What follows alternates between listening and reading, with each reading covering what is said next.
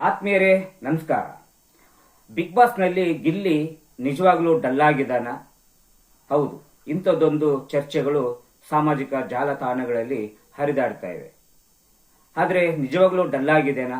ಇಲ್ಲ, ಅವನು ಯಾವುದೇ ಕಾರಣಕ್ಕೂ ಡಲ್ ಆಗೋದಿಲ್ಲ, ಆಗಿಲ್ಲ ಕೂಡ. ಇದು ಅವನ ಮಾಸ್ಟರ್ ಗೇಮ್ ಪ್ಲಾನ್ ಅಂತಲೇ ಹೇಳ್ಬೋದು. ಅದಕ್ಕೆ ಕಾರಣವಾದಂಥ ಅಂಶಗಳು ಇಲ್ಲಿ ಚರ್ಚೆ ಮಾಡೋಣ. ಮೊದಲೇದಾಗಿ ಕ್ಯಾಪ್ಟನ್ಸಿ ಟಾಸ್ಕ್.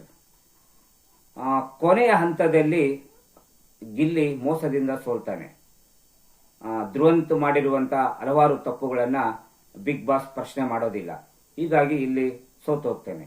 ಇಲ್ಲಿಯೇ ಗಿಲ್ಲಿಗೆ ಒಂದು ಸ್ವಲ್ಪ ಅನುಮಾನ ಬರುತ್ತೆ.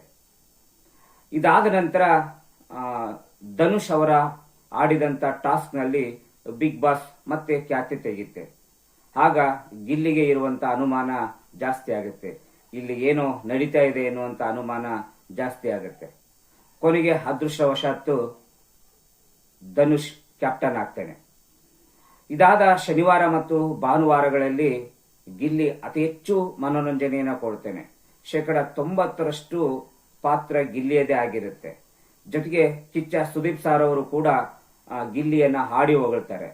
ಆಟ ಆಡಿದ್ರೆ ಗಿಲ್ಲಿ ತರ ಆಟ ಆಡಬೇಕಂತನೂ ಹೇಳ್ತಾರೆ. ಜೊತೆಗೆ ಹಾಕಿದ್ದು ಬನಿಯನ್ನಾದರೂ ಕೂಡ ಬಾಳಿದ್ದು ರಾಜಂತರ ಅಂತಾನೆ ಹಾಡಿ ಹೊಗಳ್ತಾರೆ. ಗಿಲ್ಲಿ ಅತಿ ಹೆಚ್ಚು ಮನೋರಂಜನೆಯನ್ನ ಈ ಸಂದರ್ಭದಲ್ಲಿ ಕೊಡುತ್ತಾನೆ. ಇದಾದ ಮರುದಿನವೇ ಟಾಪ್ 6 ಮತ್ತು ಫಸ್ಟ್ ಫೈನಲಿಸ್ಟ್ ಟಾಸ್ಕ್ಗಳು ಶುರುವಾಗ್ತವೆ. ಆಗ ಬಿಗ್ ಬಾಸ್ ಧನುಷ್ನನ್ನ ಕರೆದು ಉಳಿದಿರುವ ಸ್ಪರ್ಧಿಗಳಲ್ಲಿ ಯಾರು ಫಸ್ಟ್ ಫೈನಲಿಸ್ಟ್ ಆಗಲಿಕ್ಕೆ ಯೋಗ್ಯರಲ್ಲ, ಯಾರಿಗೂ ಅರ್ಹತೆ ಇಲ್ಲ, ಯಾರು ಅಸಮರ್ಥರಿದ್ದಾರೆ ಅಂತವರನ್ನ ಈ ಒಂದು ಟಾಸ್ಕ್ಗಳಿಂದ ಹೊರ ಇಡಬೇಕು ಅಂತ ಹೇಳುತ್ತೆ. ಆಗ ಧನುಷ್ ರವರು ಧ್ರುವಂತನನ್ನ ಆಯ್ಕೆ ಮಾಡ್ತಾರೆ. ಇದು ಒಳ್ಳೆ ನಿರ್ಧಾರ. ಆದರೆ ಬಿಗ್ ಬಾಸ್ ಧನುಷ್ ಹೊರಗಿಟ್ಟ ಧ್ರುವಂತನಿಗೆ ಮತ್ತೆ ಗೇಮ್ ಆಡಲು ಅವಕಾಶ ಮಾಡಿಕೊಡ್ತಾರೆ. ಇದು ಯಾಕೆ ಅನ್ನೋದು ಎಲ್ಲರ ಪ್ರಶ್ನೆ. ಇದಕ್ಕೆ ಉತ್ತರ ಇಲ್ಲಿಗೂ ಸಿಕ್ಕಿಲ್ಲ. ಒಂದು ವೇಳೆ ಧ್ರುವಂತಿಗೆ ಅವಕಾಶ ಮಾಡಿಕೊಡೋದಾದ್ರೆ ಇಲ್ಲಿ ಎಲ್ಲರನ್ನೂ ಸೇರಿಸಿ 4 ಜನ ಟೀಮ್ ಮಾಡಿ ಆಡಿಸಬಹುದಾಗಿತ್ತು. ಆದರೆ ಅದು ಮಾಡಲಿಲ್ಲ.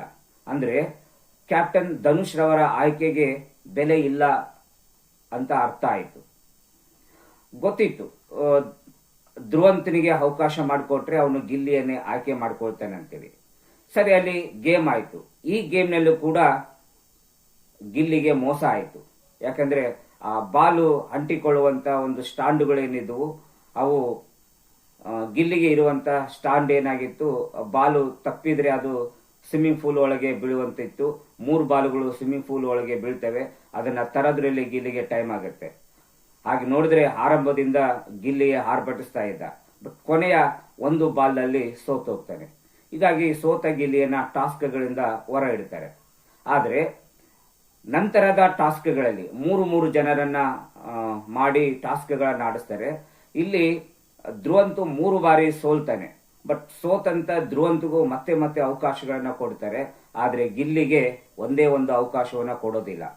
ಆಗ ಗಿಲ್ಲಿಗೆ ಇದ್ದ ಅನುಮಾನ ತುಂಬಾ ಸ್ಪಷ್ಟ ಆಯಿತು.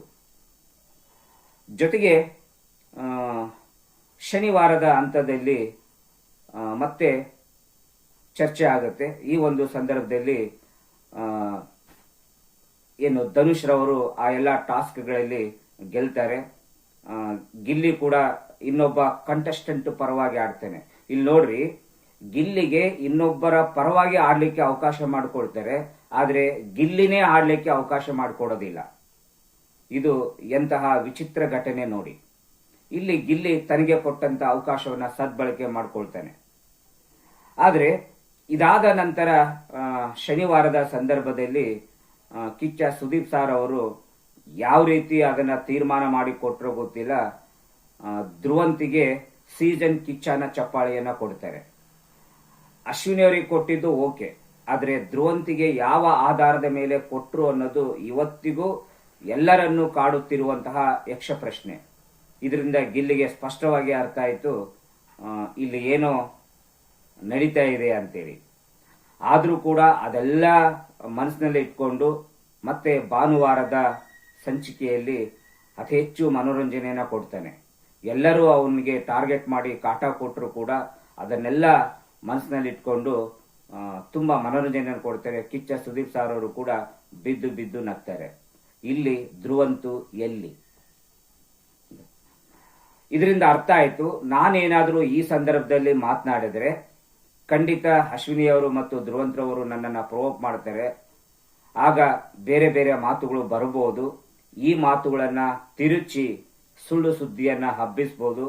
ಹೀಗಾಗಿ ಇಲ್ಲಿವರೆಗೂ ಉಳಿಸಿಕೊಂಡು ಬಂದಿರುವಂತ ಗಳಿಸಿಕೊಂಡು ಬಂದಿರುವಂತ ಹೆಸರನ್ನ ಕೆಡಿಸ್ಕೋಬೇಕಾಗತ್ತೆ ಅಂತೇಳಿ ಸ್ವಲ್ಪ ಮೌನಕ್ಕೆ ಜಾರ್ತಾನೆ.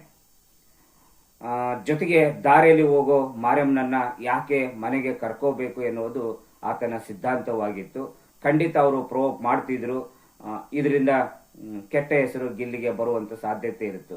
ಯಾಕಂದ್ರೆ ರೇಗಿಸುವ ಸಂದರ್ಭದಲ್ಲಿ ಹಲವಾರು ಮಾತುಗಳು ಹೊರಬೀಳುವಂತ ಸಾಧ್ಯತೆ ಇತ್ತು. ಯಾಕಿದ್ದಿತ್ತು ಬಿಡು, ಸ್ವಲ್ಪ ದಿನ ಕಾಯೋಣ ಅಂತೇಳಿ ಆತ ಸುಮ್ಮನೆ ಆಗ್ತಾನೆ. ಜೊತೆಗೆ ಆತನಿಗೆ ಮೈಯಲ್ಲಿ ಹುಷಾರಿರಲಿಲ್ಲ. ಹೀಗಾಗಿ ಆತ ಒಂದ್ ಸ್ವಲ್ಪ ಮೌನಕ್ಕೆ ಜಾರ್ತಾನೆ. ಆದರೆ ಡಲ್ ಆಗ್ಲಿಲ್ಲ. ಇದನ್ನೆಲ್ಲ ಆತ ನೋಡ್ತಾ ಇರ್ತಾನೆ. ಜೊತೆಗೆ ಏನು ಈಗ ಪ್ರೇಕ್ಷಕರ ಒಂದು ಆಗಮನ ಆಗಿದೆ. ಆ ಪ್ರೇಕ್ಷಕರ ಶಿಳ್ಳೆ ಕೇಕೆಗಳಿಂದ ಈಗ ಗಿಲ್ಲಿ ಮತ್ತಷ್ಟು ಚೇತರಿಸಿಕೊಂಡಿದ್ದಾನೆ. ಇದರ ಜೊತೆಗೆ ನಿನ್ನೆ ನಲ್ಲಿ ಮೂಳೆಯನ್ನ ಕೂಡ ತಿಂದಿದ್ದಾನೆ. ಮತ್ತೆ ಸ್ಟ್ರಾಂಗ್ ಆಗಿದ್ದೇನೆ. ಇನ್ನು 3 ದಿನ ಇದೆ. ಈ 3 ದಿನದಲ್ಲಿ ಮಾರಿ ಹಬ್ಬ ಜಾತ್ರೆ ನಡೆಯೋದಂತೂ ನಿಜ. ನೋಡ್ತಾ ಇದೆ. ಹೀಗಾಗಿ ಯಾರು ಗಿಲ್ಲಿ ಡಲ್ ಆಗಿದ್ದೇನೆ ಅಂತೇಳಿ ಭಾವಿಸ್ಕೋಬೇಡ್ರಿ. ಅವನು ಡಲ್ ಆಗಿಲ್ಲ. ಇದೆಲ್ಲ ಅವನ ಗೇಮ್ ಪ್ಲಾನ್ ಅಂತ ಹೇಳ್ತಾ ದಯವಿಟ್ಟು ಎಲ್ಲರೂ ಗಿಲ್ಲಿಗೆ ವೋಟ್ ಮಾಡಿ ಆತನನ್ನ ಗೆಲ್ಲಿಸುವ ಪ್ರಯತ್ನವನ್ನು ಮಾಡಿ. ಎಲ್ಲರಿಗೂ ಗಿಲ್ಲಿಗೆ ವೋಟ್ ಮಾಡುವಂತೆ ತಿಳಿಸಿ ಅಂತ ಹೇಳ್ತಾ, ಗಿಲ್ಲಿ ಡಲ್ ಆಗಿಲ್ಲ, ಡಬಲ್ ಆಗಿದ್ದಾನೆ. ಎಲ್ಲರಿಗೂ ಧನ್ಯವಾದಗಳು.